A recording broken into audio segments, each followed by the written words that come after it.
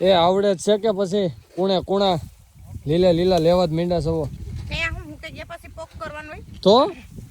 એ પછી દઈણા થઈને દરીને ગરસાવાના હોય સીધા રોટલા થાય આ પેલા અટાણે એવો કૂણો હોય ને ત્યારે જ આનો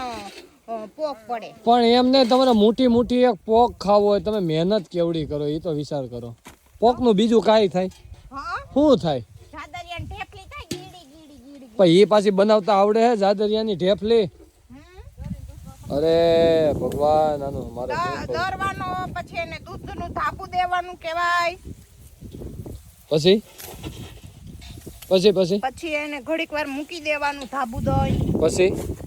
ગોળમાં બનાવવો હોય ને તો ગોળ ઘીની પાઈ લેવાની ખાંડમાં બનાવવો હોય ને ખાંડમાં બને નહીં તને ખાંડમાં ભાવે એટલે ખાંડમાં બને નહીં ગોળમાં બધુંય બને બંધ થાવ ગોળમાં જ બને ગોળમાં જ તેલની ને ખાંડની પાઈ લેવાની હું તેલની ને ખાંડની પાઈ એમાં તેલ જ ન હોય એ જાદરિયામાં તો એટલી ખબર પડતી હોય ને તો એ ખબર પડતી હોવી જોઈએ કે તેલ ઓલો ઘી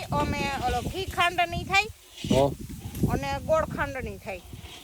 ભાઈ તને આવડે છે કે કેમ છે એ પૂછીને કહું ને પૂછે છે કે હવે હું તને લણું લોકમાં એટલે આમાં જોવું પડે દાણા બહુ મોટા આવે એવું નથી પાકેલી ડુંડી હોય ને વામન ટુકડા હે ભાઈ હા હું ભાઈ ને પેલા પરમિશન લેવડાવવી પડે કોર્ટમાંથી કે આ ડુંડીનું કાપું કે ન કાપું હથિયાર કહેવાય એ ભાઈ એવું હોય આમાં ગોતવી પડે એમ હા બાકી લોલ તમે હાકો ને પછી 4 કોથરી પોક કરો ને એક પાલી એક થાય પછી શું થાય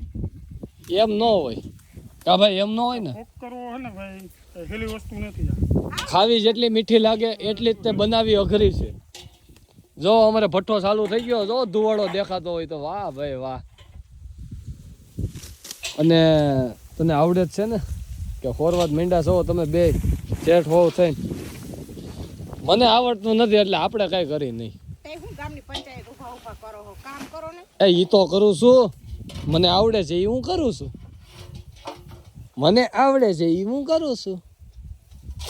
એક પોકનો દાણો ખાધો ને એટલે દાંતેડા હું એ ડોકું કપાઈ જાય તે આમાં ઘઉંનું કેટલો ખાંડી એક પોક પાડવાનો છે 2 ખાંડી પોક પડશે તો તમારે ડુંડીઓ લણવી કેટલી પડશે એ તો વિચાર કરો 3 ખાંડી તો અંદાજે લણવી પડે ખાંડીમાં એને ભાઈ કટર જ મૂકવું પડે ભેગું થાય એક ડુંડે નો ભેગું થાય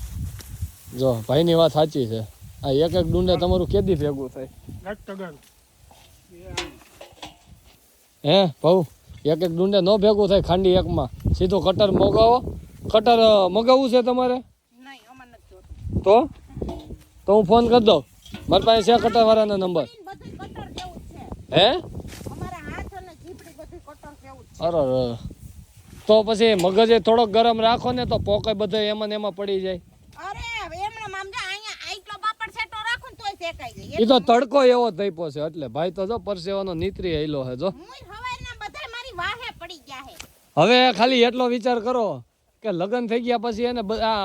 હજી એક ભાઈ તો અમદાવાદ છે આ 2 ભાઈઓ અમે એક હારે ખેતરમાં કામ કરતા દેખાય છે એટલા વર્ષ પછી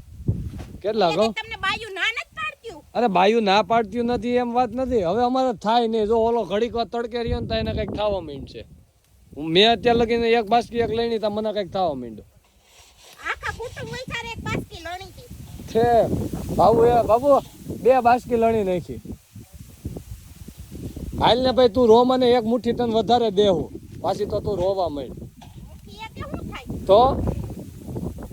તો કઈ ખાંડી તો ન જ ગયો કોઈ હા